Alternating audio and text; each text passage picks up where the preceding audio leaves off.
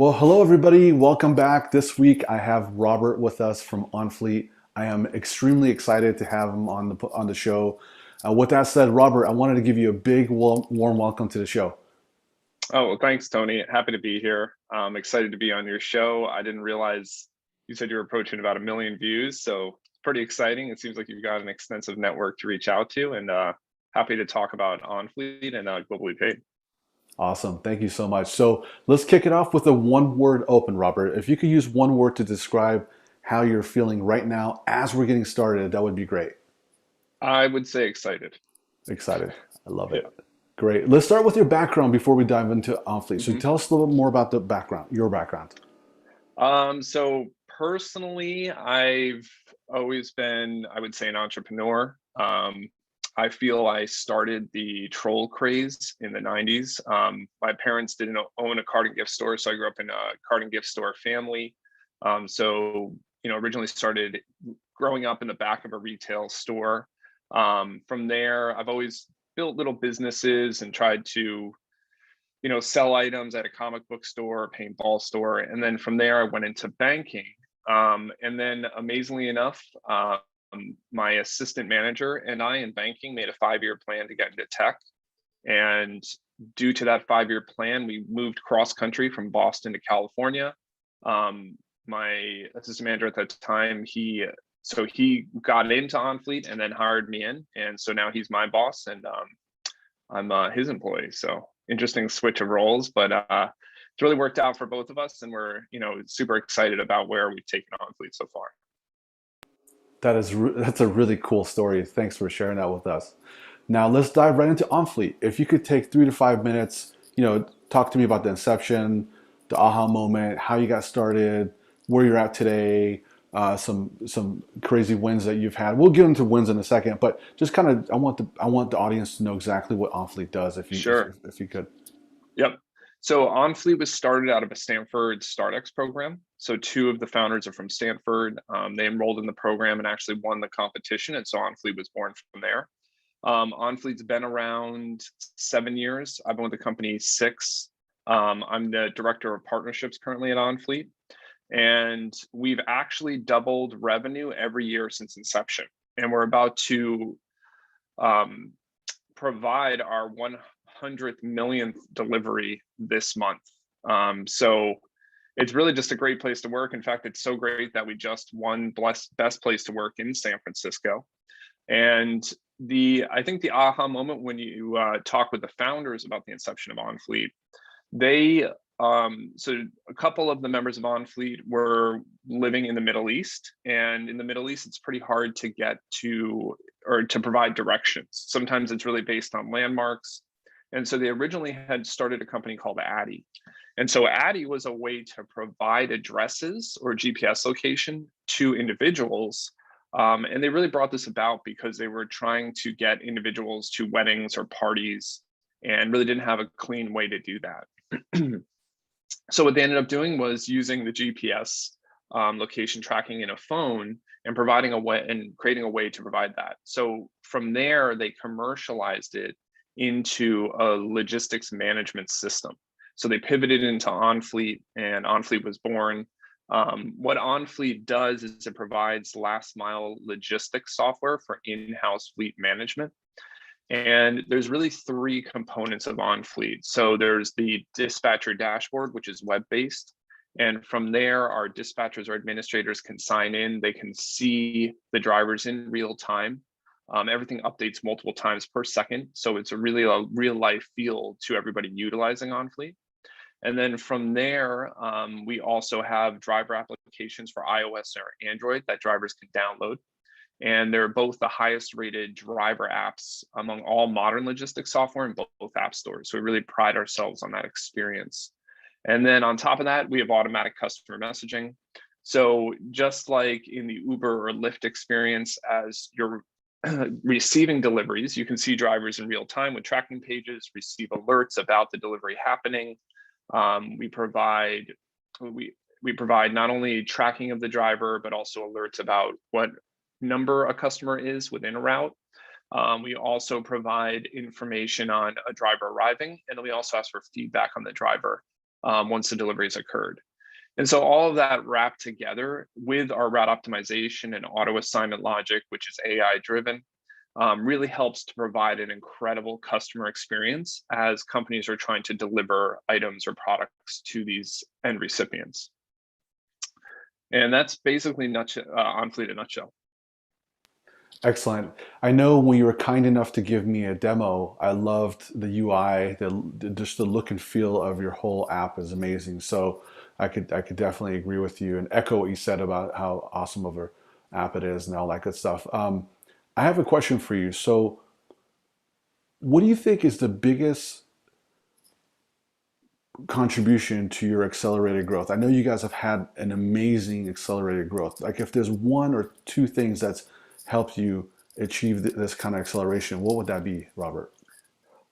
Number one, I would say it's just product market fit. I think a lot of the times what they say for entrepreneurs, you got to be in the right place at the right time. And that's really where OnFleet placed itself. Uber and Lyft really started around the same time OnFleet did. Most of our competitors in the space started around the same time we did. And what you were finding is that people in general were using mobile devices more and more. And when I was in banking, it was very interesting to watch because in the US, you've got this banking system where banks are located in the towns that you live in, and you have to go to the town and you would have to get cash and you would have to work with the bankers within that location. But mobile devices really allowed people to start doing banking electronically. And so especially in developing countries, you would see that these mobile devices made it so that even people in really rural areas can now have access to types of information and services that people in urban areas were really receiving. And that growth through the use of mobile devices and the technology really accelerated everything. For us, it was just a really strong product market fit at the time because there was a real demand, especially as Uber and Lyft were being generated. Companies really wanted to be Uberized. They wanted to be able to track their drivers. And then over time, it's really become commoditized. So at this point, it's almost a given that if you're going to be tracking or if you're receiving some type of item, you want to be able to track it. You don't want to be sitting at home having the unknown of when is my item going to be here? Do I need to wait 5 hours? Do I need to wait 10 hours? So nowadays, immediately when the item has been purchased, immediately when it's being packed, when it's being shipped, when it's going to be received. And then on top of that, there's a lot of different industries we serve. Some of the major industries that we happen to serve are cannabis, grocery, prepared meals, pharmaceuticals, flowers, produce boxes, basically you name it. If it gets delivered, we touch upon it. And in a lot of ways, one of the big things is our founders, when they originally started OnFleet, what some of the first businesses they were trying to service were cannabis customers. And so at that time, these dispensaries were opening up, but a lot of people weren't willing to service cannabis because it wasn't mainstream. It was kind of this unknown. People didn't know if it was going to exist or not. And OnFleet was a pro-cannabis company and was interested in servicing them. And so we actually started to work with a lot of cannabis customers at first. At that time, our software was kind of buggy. They would accept the bugginess and kind of work through it with us. And so amazingly, as the cannabis industry grew, we grew with them. But at the same time, we were also working with a lot of large grocers. And so in the beginning of OnFleet, about a year or so after I was there, Amazon bought Whole Foods. And with Amazon buying Whole Foods, that was a huge catalyst for this interest in delivery. And then from there, along with the pandemic driving more and more interest in delivery, that's really gotten OnFleet to where it is today. So it's really been this perfect product market fit. It's been kind of the tailwinds of the industry kind of pushing us forward. And then really the big thing as well is that we're a product focused company. So from the beginning, our founding team has really decided, and I think this is also part of the Stanford education, that if you build it, they will come. And so they've got this product that they built that, and I know you've seen it, Tony, it's a beautiful design. It's really intuitive, and then it's really flexible. So we can service a lot of different industries with this simple software. with a lot of complexity in the back end, but we present it in a simple way. So we're really turning something that's complex into something delightful. And I think that's really one of the key differentiators for us from our competitors. And even if we look at the legacy software in this space, most of it is antiquated. We are now in an API first era, and we consider ourselves an API first company. So whereas before you used to have all the components of your software stack under one roof or under one company, nowadays you can take best in class services, combine them together, and really create the optimal choice for your software out of all these different best in class services. So I think all of those pieces together have really set us apart and really set us up for a lot of success in the future. That's outstanding. I think all those things combined, it's not a surprise that you guys are having this kind of amazing uh, growth. So with that said, you just mentioned something really important. You said you guys got one of the top best places to work. So can we touch on culture for a little bit? Oh yeah, Great. definitely. Could you tell Um, me, yeah, talk to me about your culture. I would love for the audience to find out a little bit more about the culture over at Onfleet. Yeah, it's funny. I was a rower in college, and I would always sit in the bow, and they always say that the bowman is the cheerleader in the boat.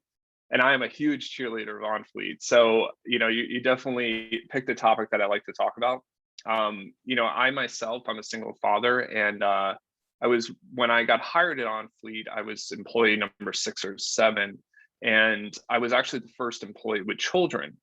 So it's near and dear to my heart how OnFleet has taken care of my family and really like helped me live a better life with my children and care for them. And in most startups, you just don't experience that. A lot of the times they want you to work weekends, they want you to work extra hours. There's this culture of if you're not working, you're not contributing, you're not part of the team. But the OnFleet team is totally different. The culture is really about the individual and understanding that we are people first. And so that culture, and as I've gotten to build it along with my team, has been pretty incredible. Like it's really a culture of love at OnFleet, and I think that's really what drives us to be one of the best places to work, specifically in San Francisco, if not the world. And when it comes to being a single father, taking care of 2 kids, time is of the essence. And we built this company over time, mainly remotely, but we did do traveling in between. But no matter what, my family needs were always taken into consideration. And so in a way, it only drove me to work even more to create this dream company that we've created. And it's interesting too, because when you talk about culture at a company, especially with how the pandemic has affected everything, and the remote worker lifestyle, one of our big questions was when the pandemic hit, could we maintain this culture? And it really has been maintained. And especially as we brought on in the last year, we've literally more than doubled our workforce. So it's been a very interesting journey as we received funding, as we've expanded the team, as we've really worked to help all of these companies that needed assistance in this deliver or die world to come online. And it did create longer hours and more work, but overall, if you needed assistance, if you needed time off just as a mental break, even there were certain times where our CEO was literally saying to everybody, you need to take days off. We realize you guys have been working hard. You need time off. You need a mental break. And so he would create these opportunities for us to do that. And I think that's really a testament to OnFleet's culture and love of the employees. That is really great. I love it because we've all read that book, Culture Eats Strategy for Breakfast, Yeah.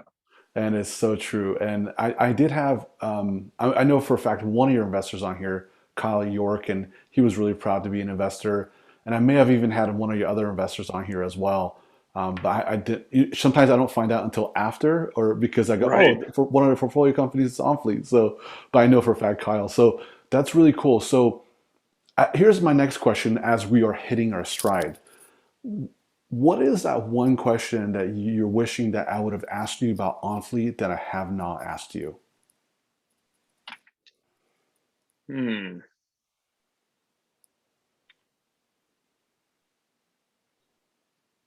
That's a tough one too. I might have to come back to Sure. that. Or even Yeah. like whenever I know you've done a lot of other interviews as well, and everyone has like, generally speaking, same level of questions.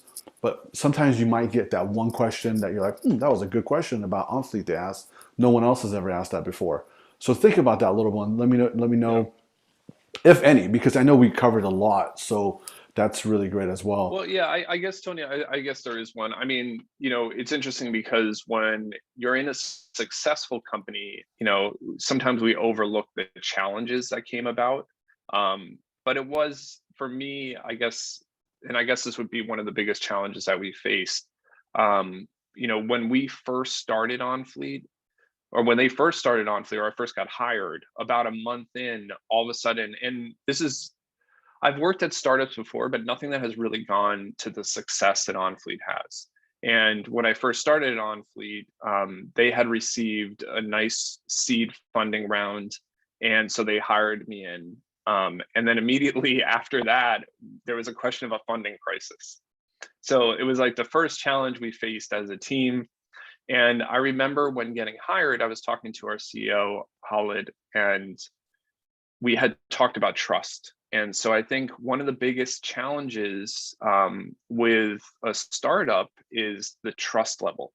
You're moving in, you've got these executives or these new founders who they've been in consulting roles, they might have worked for companies, but they might not have always run a successful company and brought it to certain stages. And so you have to go in really trusting these individuals. And you're really doing it from a point of, okay, I've met them a couple of times. Maybe my friend has worked for them for about a year, so he's got some history. But you still have to really believe in the mission of the company. You have to really believe in the individuals that are involved, and really have to trust that they're going to make the right decisions for you and your family when it comes down to it. And I think that point, I really had to put my trust in the hands of others. And so, and me as a father, and joining this company, I remember my boss coming to me, my good friend, and he said, we might. So right now we're going through a funding crisis. Once we get down to only a month of runway, I'm going to let you know so that you can make a decision. And I couldn't even believe it walking into the role. I'm like, okay, I just left a secure job. Now I'm taking this risk. Like, what am I going to do? And amazingly enough, though, they did a great job communicating, helping us understand what was going on, how we were going to receive the funding, what steps we needed to take. And we made it through that together. And I think that first step of going through that first challenge really taught me a lot about the individuals at Onfleet and what our future was going to hold together. Wow, Robert, that was really awesome. That was a really awesome gem. So thank you so much for sharing that with Yeah. us. As we're getting to an end here, can you go ahead and give us more information? If anyone wants to find out more information about Onfleet, let us know how they could get a hold of you guys, and specifically if they wanted to talk to you, let them know how they could get in touch. Yeah, definitely. So my email is robert@onfleet.com. If they're also looking for general information and sometimes even a quicker response rate, you can email at sales@onfleet.com. In general, you can get more information at onfleet.com. We also do have a free 14-day trial of Onfleet. So if individuals are interested in just getting in there, testing out the software, trying it out, that is also an option. But we're here to help everybody who needs the assistance. We have a pretty broad team. We're growing, and so we have, my sales team is hungry, ready to chat and really discuss how they can help people implement a logistics software to manage their in-house fleet. And especially in our world today, as I mentioned, it's commoditized. So any general information you guys want, please reach out. We'd be happy to chat and show you what Onfleet's all about. Excellent. And as we are here to the end, finally, sadly, can you sign us off with a one-word close, and also why you're going to choose this word to close with? I'd say happy. I mean, this has been a great conversation. It's always great talking with Tony. And I'm excited that to work with Globally Paid as a partner. And it just brings happiness to me to work together with partners to really help businesses and customers achieve their financial goals and dreams. Thank you so much. And Robert, I'm grateful for your time. I've been looking forward to interviewing you since we got out on the books a few weeks ago. But I'm thrilled, and I can't wait to get this out there. And I'm looking forward to actually having you back on here to catch up and see what else you're up to. Yeah, that sounds great, Tony. I'd be totally for it. So Thanks, thank you. Robert. All right, thanks.